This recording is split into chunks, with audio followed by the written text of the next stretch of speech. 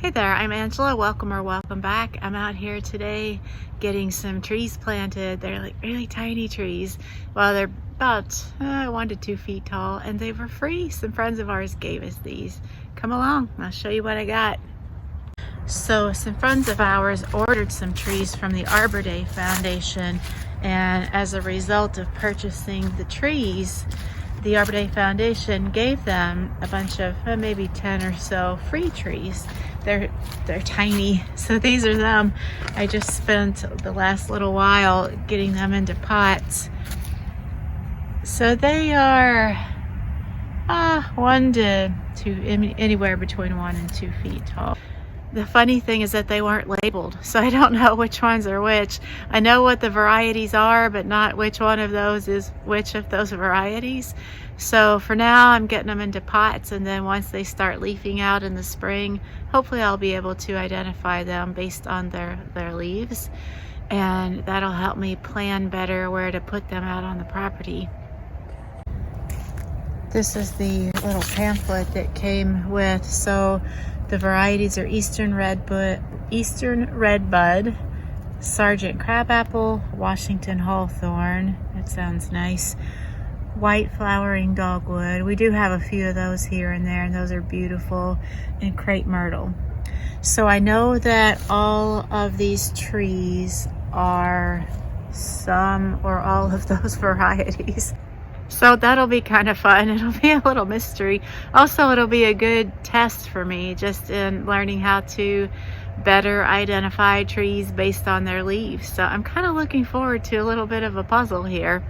And we are looking to actually purchase some trees. I've been thinking about trying to get another small mini orchard going with apple trees and maybe some peach trees, since our apple trees we put in a few years ago didn't really make it. Now I think I'm armed with better knowledge, and I can make better choices as far as which types of apple trees will do better here in our environment.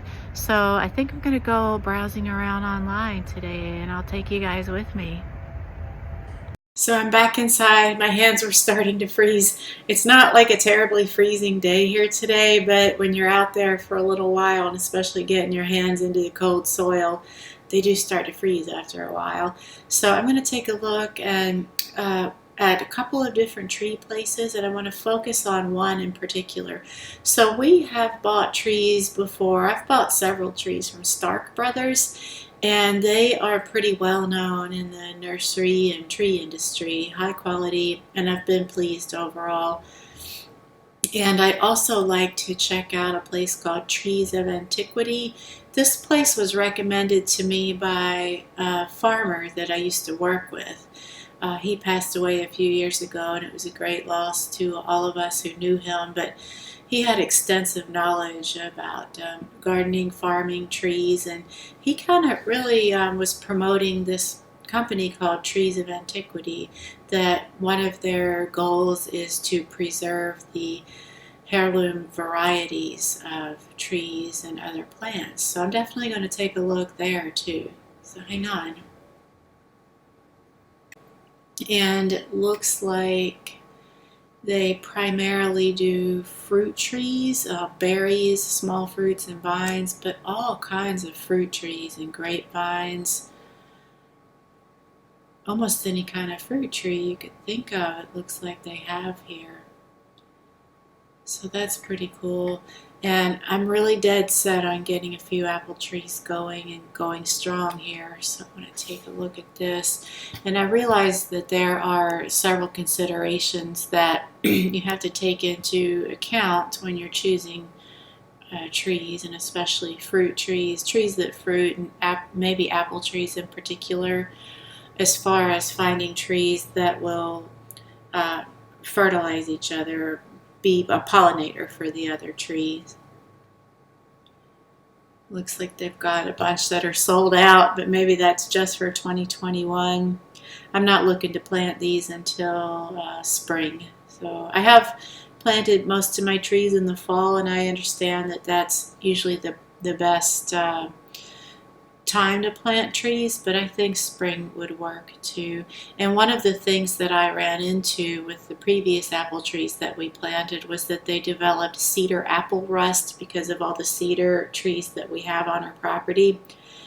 And since then, I have looked up enough information to know that you can find varieties that are resistant to cedar apple rust.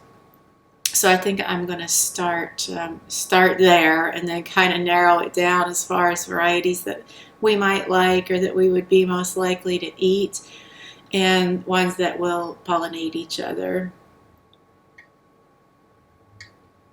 And I was on this site a couple of times before, but it's been a couple of months, and I did find some varieties that had shown resistance to cedar apple rust, but I kind of wanted to show you guys just the wide variety of apple trees that they carry.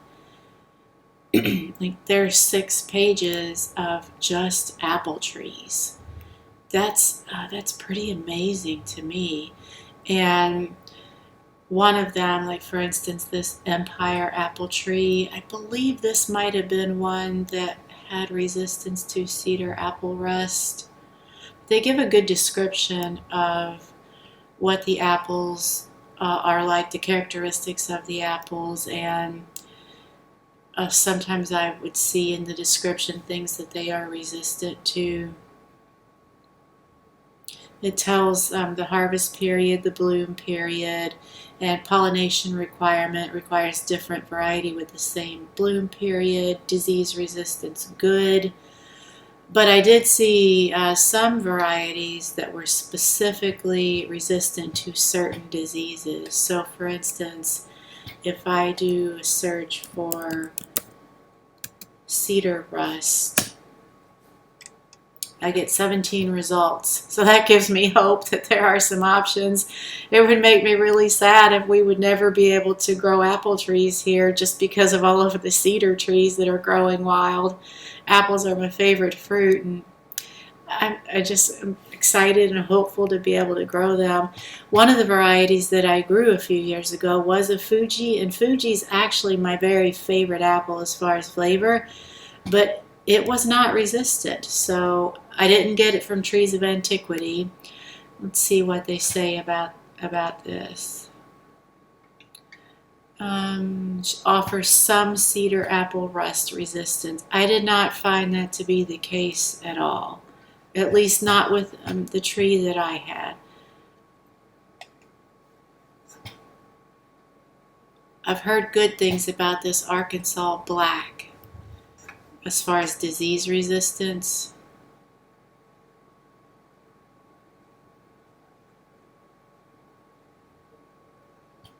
So this is good for areas that have hot fall weather, allowing the fruit to ripen, resistant to cedar apple rust, and some resistance to scab and fire blight.